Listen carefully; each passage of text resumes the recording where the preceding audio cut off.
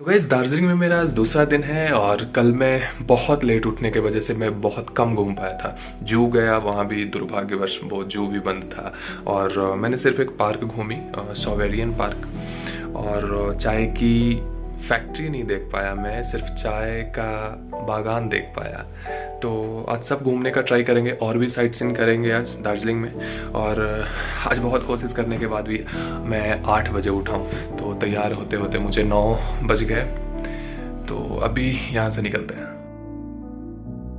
दिन की शुरुआत करने से पहले अपने पेट के चूहे को मारना चाहता हूँ क्योंकि दिन भर मैं फ्री रहूँ। तो होटल से निकलते ही मैं सबसे पहले पहुँच गया हूँ मॉल रोड के चौरास्ता पे, क्योंकि चौरास्ता दार्जिलिंग का एक सेंटर पॉइंट है और यहाँ पे बहुत सारे टूरिस्ट आके टाइम स्पेंड करते हैं, क्योंकि यहाँ पे काफ़ी स्पेसफुल ये चौराहा है, इस वजह से शायद इसको चौरास्ता बोलते हैं। और यहाँ पे काफ़ी सारे टूरिस्ट बैठ के इस सुहाने मौसम का आनंद लेते हैं। यहाँ मौसम हमेशा फॉगी होता है, मैं झूठ नहीं बोल रहा हूँ, इस टाइम नहीं है पर होता है। मैं 2 दिनों से लगभग हूँ यहाँ पे। मैं जब भी आया हूँ यहाँ पे मौसम फॉगी था, और इस टाइम जब मैं ब्लॉग शूट कर रहा हूँ उस टाइम पता नहीं क्यों नहीं है, क्या दुश्मनी है मुझसे फॉग का। चौरास्ता चौराहे के आखिरी छोर से 2 रास्ते डाइवर्ट होते हैं, एक राइट को और एक लेफ्ट को। राइट वाले रास्ते में आप 10 कदम चलेंगे तो आप पहुँच जाएंगे महाकाल मंदिर के सीढ़ियों तक। तो चौरास्ता के बिल्कुल ऊपर महाकाल टेम्पल है, तो आप कभी भी अगर चौरास्ता आते हैं तो महाकाल टेम्पल बिल्कुल घूमना ना भूलें। और महाकाल टेम्पल मैं ऊपर बोल रहा हूँ, इसका ये मतलब नहीं है कि दार्जिलिंग एक पहाड़ी क्षेत्र है तो बहुत सारी मंदिरें पहाड़ों के बिल्कुल ऊंचाई पे होती हैं, बिल्कुल चोटियों पे होती हैं, पर ये मंदिर बिल्कुल नीचे ही है। चौरास्ता से लगभग 100 कदम चलेंगे और आप पहुंच जाएंगे मंदिर के गेट पे। दार्जिलिंग का महाकाल मंदिर एक ऐतिहासिक इमारत के रूप में स्थित है, जहां दोरजे लिंग नामक एक बौद्ध मठ खड़ा था, जिसे 1765 में लामा दोरजे रिंजिंग ने बनवाया था।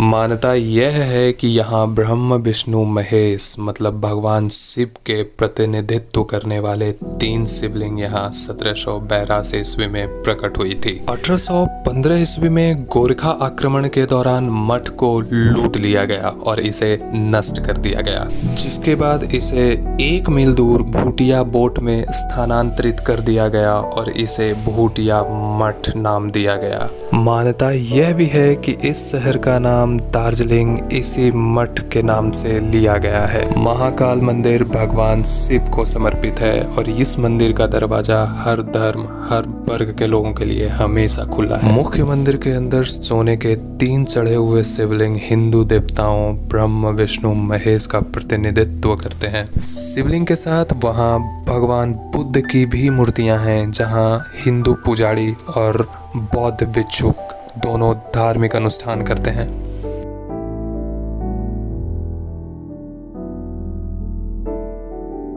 इस मंदिर में सैकड़ों रंग बिरंगे प्रार्थने और झंडे तीर्थ स्थल को दर्शाते हैं। मंदिर के परिसर के अंदर एक चोटेन मतलब तिब्बती स्मारक मंदिर है, जहां डोरजे रिंजिंग लामा के अवशेष पड़े हुए हैं। मुझे इस मंदिर में जाके पॉजिटिव एनर्जी महसूस हुई। अगर आप भी कभी दार्जिलिंग जाते हैं तो यहाँ जाना बिल्कुल ना भूलें। तो महाकाल टेम्पल से 2 किलोमीटर वॉक करके मैं पहुँच गया हूँ जू, दार्जिलिंग का जू तो काफ़ी छोटा है, पर यहाँ का जो सबसे मेन जानवर है वो है रेड पांडा, जो कि सिर्फ दार्जिलिंग के जू में पाया जाता है। अपने देश का यह एक विशेष प्राणी उद्यान है, जहां अंतर्राष्ट्रीय लेवल का रेड पांडा, स्नो लेपर्ड, तिब्बती भेड़िया और पूर्वी हिमालय के अधिकतर लुप्त प्राय जानवर यहाँ संग्रह हैं। तो आइए मैं आपको सभी जानवरों से आज करवाने वाला हूँ परिचित। ये जो अभी आप स्क्रीन पे लेफ्ट साइड में एक भागता हुआ प्यारा सा जानवर देख रहे हैं, यही तो है रेड पांडा। ये देखने में बिल्कुल भालू के जैसा लगता है, माने तो भालू का ही परिवार का कोई सदस्य है। और ये बैठे हुए रेड पांडा हिमालय के दक्षिण चोटियों, दक्षिण पश्चिमी चीन, आसाम, सिक्किम, अरुणाचल प्रदेश के जंगलों में पाया जाता था और इसे ज्यादा चपड़ चुपड़ करने के बजाय शांत रहना ही पसंद रहता है।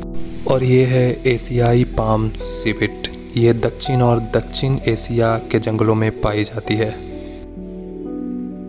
है हिमालयन पाम सिविट जो बिल्कुल छिप के बैठा है। और ये हैं भालू भाई साहब, इनसे और इनके स्वभाव से तो आप परिचित होंगे ही। और ये है हिमालयन सिप की प्रजातियाँ। और ये जो अभी आप लोग देख रहे हैं स्क्रीन पे, ये है हिमालयन डियर की कुछ प्रजातियाँ।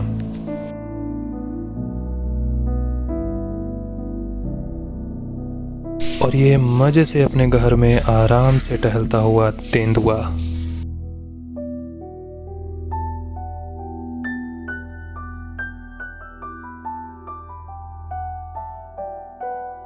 और ये चालाक लोमड़ी और सियार की कुछ प्रजातियां।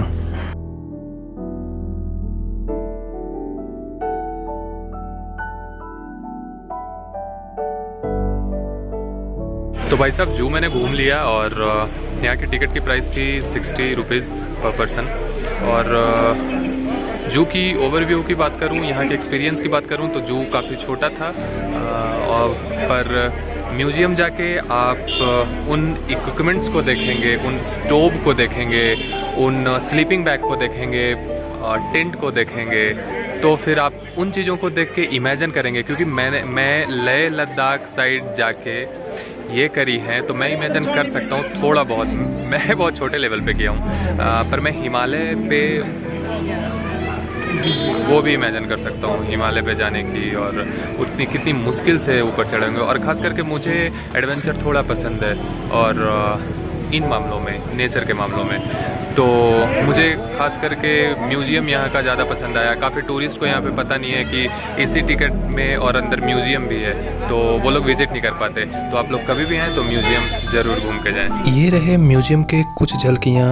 अभी तक हिमालय पे बहुत कम लोग जा पाए हैं, पर जो लोग ऊपर गए हैं वो किन किन इक्विपमेंट्स के साथ गए हैं और किस टाइम में, सब दिखाने वाला हूँ आपको अगले वीडियो में। अभी के लिए दीजिए मुझे इजाज़त और वीडियो को लाइक करना बिल्कुल ना भूलें।